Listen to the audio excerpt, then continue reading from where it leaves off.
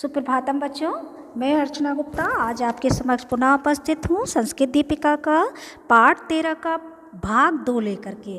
पिछले जो वीडियो में मैंने आपको इसका आधा पार्ट पढ़ा दिया था, आज मैं उसी को पूरा कराने वाली हूँ।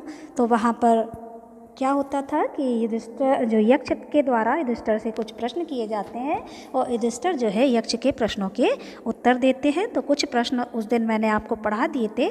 आज उसी क्रम को आगे रखते हुए मैं आगे बढ़ती हूँ। तो आज आप अपने किताब का पेज नंबर 81 अर्थात 81 निकाल लें और मेरे साथ साथ ये पढ़ें। अगला प्रश्न यक्ष ने क्या किया है देखते हैं। तो जो चित्र के नीचे वाला है उसमें लिखा है यक्षः अपृच्छत। क्या लिखा है कि यक्षः अपृच्छत, यक्ष ने पूछा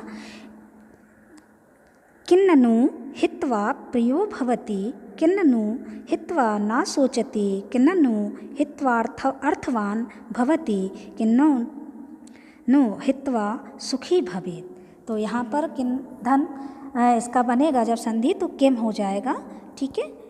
और किम धन नु संधि क्या होगी इसकी, किन्ननु लिखा है ना, ये आप देख रहे हो। तो इसमें ये किम हो जाएगा इसका और धन नु, तब ये संधि विच्छेद होगा।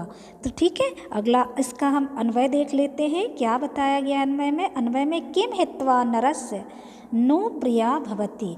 क्या हत्वा में छोड़कर मनुष्य जो है प्रिय होता है। और किम हित्वा न नरः, न माने यहाँ नर के लिए आया है। क्या छोड़कर मनुष्य सोच नहीं करते हैं।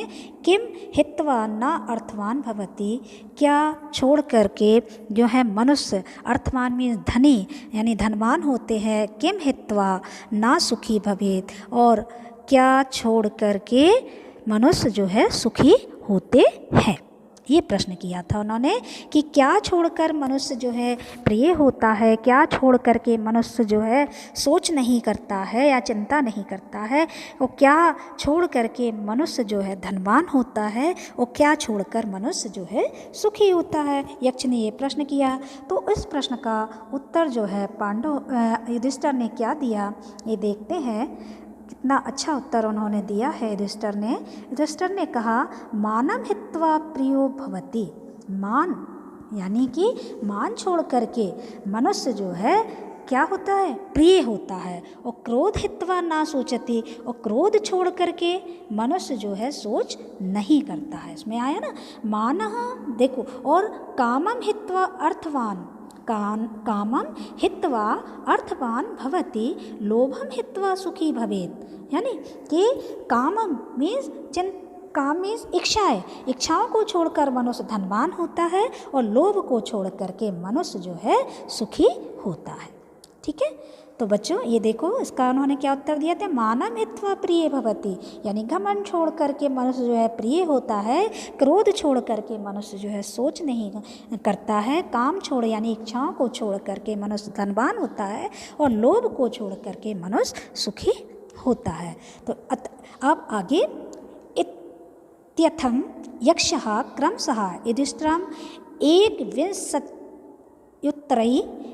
उत्तरैकशतम यानी 21 बोलते हैं ना, 21 यानी 21 होता है। और उत्तरई मीन्स उत्तर, और शतम ये देखो ये शतम है तो इसका मतलब 100 यानी 121। इसका संस्कृत के 121 प्रश्नों के उत्तर उन्होंने प्रश्नान पृच्छति उन्होंने पूछे थे। कितने प्रश्न पूछे थे, 121 प्रश्न पूछे। यथम इस प्रकार से यक्ष ने क्रमशः युधिष्ठिर से 121 प्रश्नान पृच्छति पूछे। तेषां कृते युधिष्ठिरे सारगर्भितानि संतोषप्रदानि च उत्तराणि यच्छति। उनके लिए युधिष्ठिर ने सार्वगर्भित और संतोषप्रद, चा माने और संतोषप्रद उत्तर यच्छति मीन्स देते हैं युधिष्ठिर।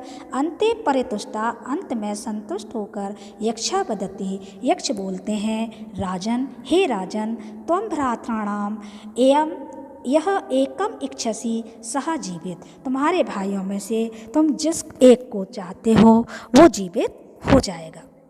नक्लौ जीवित इति ममाभीष्टम इति युक्तम युधिष्ठिरम यक्षः पुनः पृच्छति। नकुल जीवित हो ऐसा मेरी इच्छा है। ऐसा सुनकर युधिष्ठिर से यक्ष ने पुनः पूछा, युधिष्ठिर को यक्ष ने पुनः मीन्स फिर से पृच्छति माने पूछा, कथम त्वं भीमसेनम अर्जुनम परित्यज्य सापत्ने नकुलम इच्छसि, क्या तुम भीमसेन और अर्जुन को छोड़ करके सापत्तन्यम मीन्स होता है सौतेले, ठीक है, सौतेले भाई नकुल की इच्छा करते हो, यानी नकुल को जीवित करना चाहते हो। इस पर देखो युधिष्ठिर ने कितना सुंदर उत्तर दिया है। युधिष्ठिर ने कहा कि युधिष्ठिर ने कहा, यथा कुंती तथा माद्री विशेषो नास्ति मे तयो मात्राभ्याम समीक्षामि नकुलो यक्ष जीवतो। अब इसका अन्वय देख लेते हैं। यथा कुंती तथा माद्री, यानी इनकी ये जो थी कुंती माता थी और ये 3 भाई थे और 2 जो थे माद्री के थे, क्योंकि जो पांडु थे उनकी 2 पत्नियां थी, एक कुंती और एक माद्री। तो यहाँ पर उन्होंने कहा यथा कुंती तथा माद्री, जैसी कुंती तैसी माद्री, मे तयो विशेषा नास्ति, मेरे लिए उन दोनों में विशेष कोई एक विशेष नहीं है। यथा जब फिर यक्ष उन्होंने क्या कहा,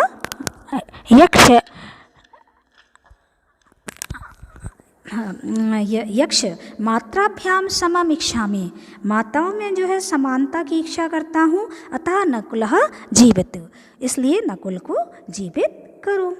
तो अपरम च, और दूसरा अहम तो धर्म एव रक्षामि, मैं तो अहम माने में, तू माने तो धर्म एव धर्म की ही रक्षामि मीन्स रक्षा करता हूँ, यद क्योंकि धर्म एव हतो हन्ति, धर्म एव हतो हन्ति, धर्मो रक्षति रक्षता, तस्मात् धर्मम न त्यज्यामि, मानो धर्मो हतो अवधीत।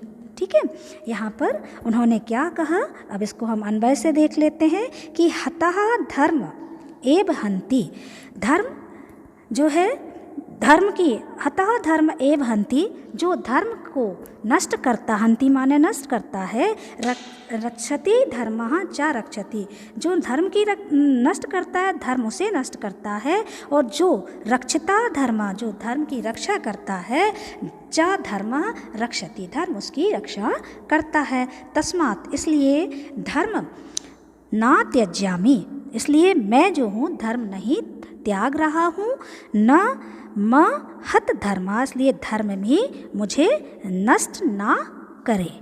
ठीक है, फिर यक्ष अवदत्, यक्ष ने कहा, राजन हे राजा, प्रसन्नो अस्मि तो उत्तरे, आपके तो माने आपके, उत्तरही मीन्स उत्तरों से मैं प्रसन्न हूँ। सर्वे अपि ते भ्रातरो जीवन्तु, तुम्हारे सभी भाई जीवित हो। इस प्रकार से उनके सभी भाई जो है जीवित हो जाते हैं। यक्ष जो है युधिष्ठिर के प्रश्नों को सुनकर प्रसन्न हो जाते हैं। तो बच्चों, ये था आपके पाठ 13 का सरलार्थ। उम्मीद है आप इसे अच्छे से समझ सकेंगे।